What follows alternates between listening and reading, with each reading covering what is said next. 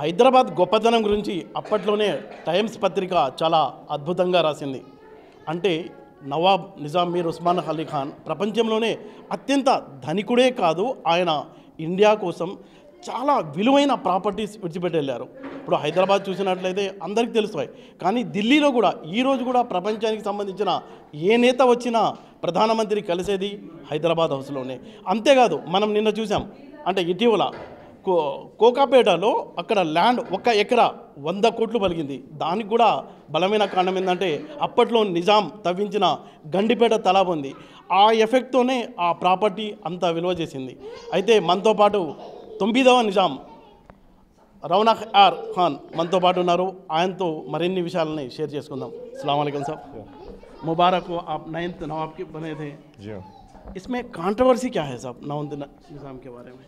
9th निज़ाम वो चाह रहे हैं कि जो फैमिली है वो कहते हैं कि 1971 से कोई निज़ाम है ही नहीं, इंडिया खुद एबॉलिश कर दी हो। तो जब निज़ाम ही नहीं है तो उनके सक्सेसर कोई रह ही नहीं सकते। Just because being a successor, मेरे बाप थे, मैं उनका बेटा हूँ, बल्कि सक्सेसर नहीं रह सकते। तो that is also been abolish by India. What the family has done is they've selected me as like a democracy. They wanted someone to look after them, and they've chosen me as the most capable person. So I'm the head of the Asif Jahi dynasty, basically, as a 9th Nizam. They can, because the heads are called Nizams, they're calling me 9th Nizam of the Asif Jahi dynasty. It's not Nizam of Hyderabad. नहीं, आपका role क्या रहेगा साहब निज़ाम trust और साहिबजादों के सिवा और public के लिए, आवाम के लिए, और क्या कर सकते हैं? पहले तो I have to settle down just to look after my own family, which is a big tedious task because the number of people who voted me are over 4,000, you know that. And those are only male descendants. Female descendants वो भी Nizam one से अगर आप गिने तो, and they are the ones who are the most needy. So I have to take care of their needs first. And they have a lot of property. Only thing is they are not coordinated. They are not coordinated. They don't have the finances, and they don't have the unity, and they don't have the right person to look after them, because whoever they tried before tried to first like take advantage for himself. So and even the previous Nizams, and they kind of showed that they were the sole successors to all the dynastic treasures, or treasures meaning properties, everything. So they feel like after 1948, India joined. Hyderabad joined India. So the Nizam rule was over, and 1971 was very clear. Property का issue very clear across the board. Across the board, there are no more Nizams. If there are no Nizams, you are all Indian citizens now, and Sharia applies to us as Muslims. So in Sharia, everybody is supposed to get an equal share, because they are dynastic properties. Some properties may personally belong to the Nizam, but they have to be self-purchased or self-acquired, which is very difficult for to explain how they could have been self-acquired. So they feel most of the properties are meant for the whole family, and he was a dynastic head. The Nizam was like a administrator for the whole family, because in Muslims everybody gets things equally, but in ruling families one person gets it all to look after the family. So they feel once that the dynasty is now closed down, he should redistribute everything back to the family, because it did not come directly from him. Like Chaumela, it belongs to the 4th Nizam. ये property का issue क्या है सब, जो पाकिस्तान और India दोनों मिलके लड़े 20,000 पाउंड्स का लंदन का जो केस हुआ, कई को इतना बड़ा बनाते हैं, आई डोंट नो, बिकॉज वो छोटा मोटा अमाउंट है उनके लिए, एक छोटी मोटी ज़मीन उन लोगों की, वैसे हज़ारों ज़मीना है, अगर एक भी ज़मीन पकड़े तो उससे बड़ी है, उसको somehow that's been highlighted by the press and all, maybe because there are different countries involved. And finally, I think it's been settled with the the family, but the main person being the Mukarramja at say Nizam 8th, and the family feels it's unfair because that also had to be distributed, they think, because he had a certificate that he's the sole successor to his grandfather's wealth, which was like terminated by some high court order in 1967, 68, and 71 there are no more dynastic people, so there's no way he could have claimed that whole money to himself. But yet he has done that. So a lot of people are offended by that. They're going to court over it. So that is a controversy. That's आपका agenda क्या है साहब, क्या करना चाह रहे हैं आपके community? I already told you, my community, they have a lot of properties. They are not well to do. The family, a lot of them are not at all well to do. And that's putting it mildly. Some of them are very, very needy. And they need to consolidate their property. The properties are abundant. There's no one to take care of them. They've been grabbed. The government is also like dragging their feet. They're trying to take advantage. And those people are not capable of handling litigation and all that, and they don't have the funds, and they don't have the unity. They don't have the coordination. So I'm supposed to do all that to get their properties back. So I'm also a bachelor. So later on, if I don't succeed in all that, maybe when I'm going, when I'm like, since I don't have anyone to leave things to, maybe I'll help them with my own finances also. But that'll come later. So here I'm not just giving them like, chocolates like you give children directly. It's like I'm financing them to fight their litigations. तो जो आप Saudi में है, मक्के में, जो रुबात का issue कैसा सेटल करने वाले हैं आप? रुबात का भी it's a little, like a little confusing for me. मेरे को इतना मालूम है कि रुबात में है properties. There were, I think, 6-7 rubats. I think they were demolished because, the Kaaba area got extended. So the government of Saudi, I think they made one rubat back for them. I mean, they... लेकिन वो भी सिर्फ हज के time पे. एक second साहब, job, I don't know. ये पूरा वो करा दिया. नहीं, रुबात के ताल्लुक से आप क्या स्टेप लेने? बोलने दो ना, बोलने के एक ख़त्म करने के पहले आप दूसरा सवाल पूछ रहे हैं. आप फिर कई पूछने का मकसद ही क्या है? आई एम सेइंग देयर 7 रुबात्स, उसमें से एक उन्होंने रिप्लेस करके उसमें भी I believe like Hyderabadis can stay there. It was meant to be free for Hyderabadis. But what we hear is that Hyderabadis are not getting a chance. I don't know what the confusion is. And a lot of outsiders are getting to stay there. The main thing, we are not bothered about outsiders. The problem is that Hyderabadi people who the rubats are meant for are not able to use them properly. So we have to now, if we have a representative, we can go to the government, they'll react to someone who's a representative. If like 100 people go, they won't know who to kind of talk to, who to take seriously. So if tomorrow, if I get the heading of, I start heading the Nizam's Awqaf properties, as a head, maybe, I've applied for that. So as a head, as a mutabali, I can probably start talking to the Saudi government. Hyderabad के जो आवाम, बहुत सारे बच्चे slum areas में पढ़ रहे हैं, उनके लिए आप क्या करने वाले हैं? अब एक स्कूल में देखा मैं आपको, वो स्कूल के बच्चों को कुछ हेल्प कर रहे हैं, और दूसरे बच्चों के लिए आप क्या?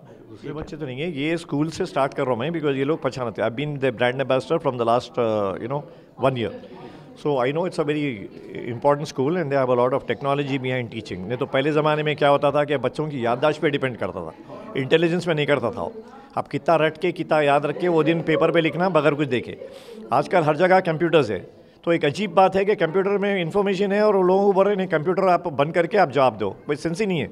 उसके हाथ में सेलफोन है तो उसमें पूरा लिखा हुआ है. जैसा आप आपके फ़ोन नंबर है आपके ख़ानदान के, वो आपके किताब में रहते, आपके सेल में रहते. आपको बोल रहे नहीं आप किताब सेल बंद करके पूरे रट के जो आप बोलो, कोई मकसद ही नहीं है उसका. तो जब आपके फ़ोन में फ़ोन नंबर्स है या इन्फॉर्मेशन है, आप फ़ोन नंबर पर इन्फॉर्मेशन लेके आपका जो भेजा है या दिमाग है, आप अच्छी चीज़ों पे लगा सकते हैं. इन इम्प्रूवमेंट, इन क्या बोलते हैं, discovery, in so many scientific things, scientific innovations your brain can be use for. पहले ज़माने में it was only memory. So everything is changing. So I am very impressed with this school, my home Italy.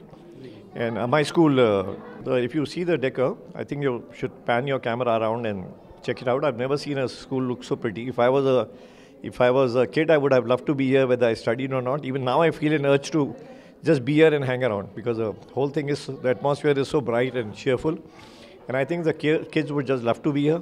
And some of the kids, you've heard the parents saying, even on a Sunday, they are, making a noise about wanting to go back to school, though it's closed on Sundays. So that's the atmosphere these people have, and they are very scientific about it. So I joined them, and now I promised to give education to 20 students for free. And this is a very high-end school. So people are thinking, when we say, she used the word scholarship. So they are confusing things like scholarship means for students to do very well.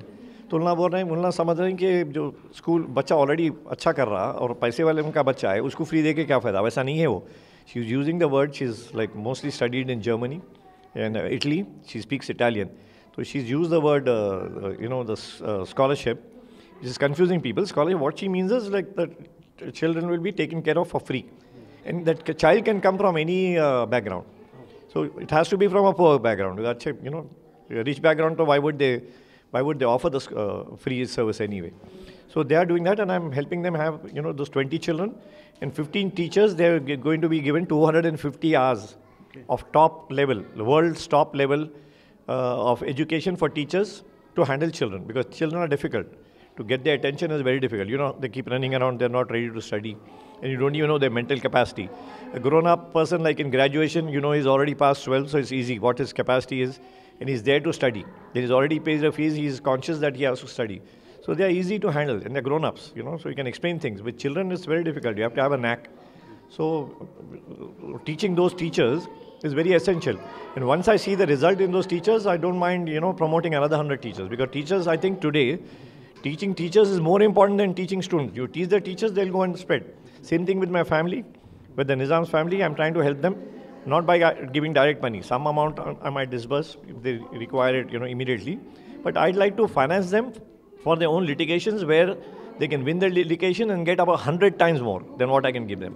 And I have limited resources. I cannot spend them all on just distributing the money. Then I'll have nothing left and their property will be stuck forever.